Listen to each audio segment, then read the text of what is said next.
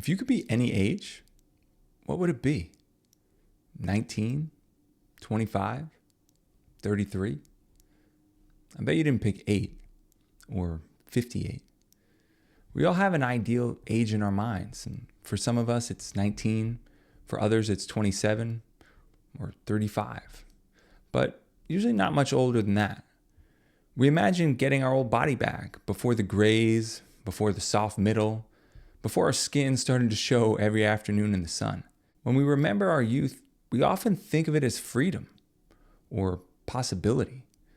But memory is selective because we don't just want our younger bodies back.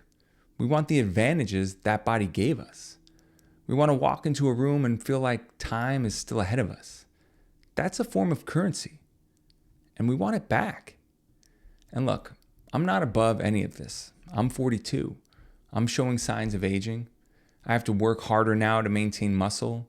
More gray hairs show up every week, and my face doesn't look quite the same as it did 10 years ago. But what's changed more than my appearance is my outlook. I don't have the same competitive drive I had 10 years ago. The younger version of me wanted to win. He wanted to be impressive.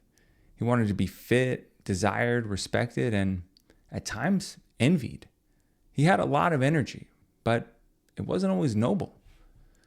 Some of it was using other people to work out my insecurities, and back then I probably would have just excused it as ambition. Whenever I think about aging, I always come back to Claudia from Interview with the Vampire. Claudia is turned into a vampire at 12. She's given eternal life, but it comes with a curse. She's trapped forever in the body of a child. There's a scene where she goes into a fit of rage over what's been taken from her. She'll never become a woman. She'll never know what it feels like to be desired as a woman.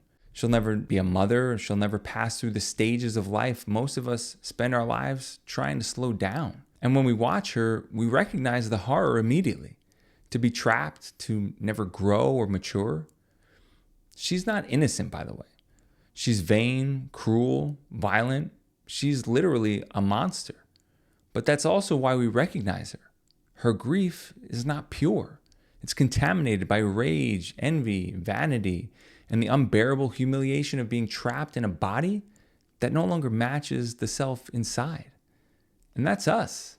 Most of us are not gracefully accepting time either.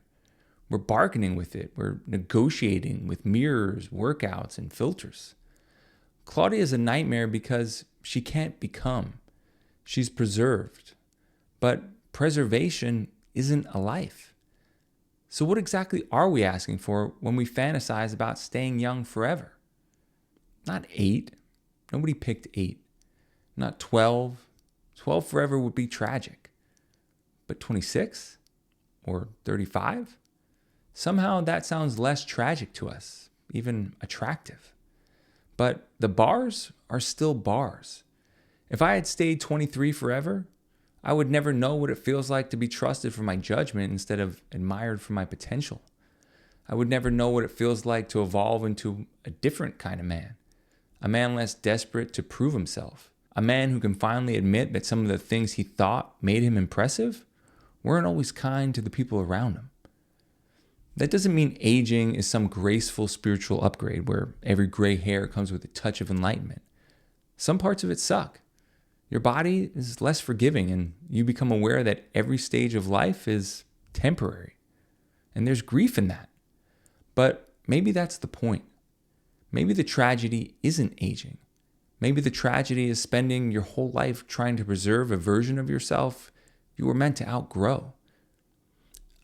I won't pretend I'm above the fantasy, but I'm starting to wonder if that desire is more about possession than self-love.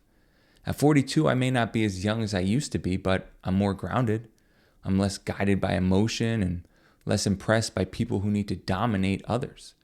And maybe that's what time gives us, if we just let it. Not a better body or an easier life. Not some purified wisdom where we never have to check ourselves out in the mirror again. It gives us the chance to become someone we couldn't have been back then. And that requires loss. Because you can't become the wiser, older version of yourself while keeping every advantage of your younger self. You can't have the face of 19 and the soul of 52, at least not without becoming a kind of monster.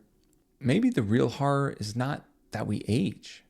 Maybe the real horror is that so many of us would choose not to.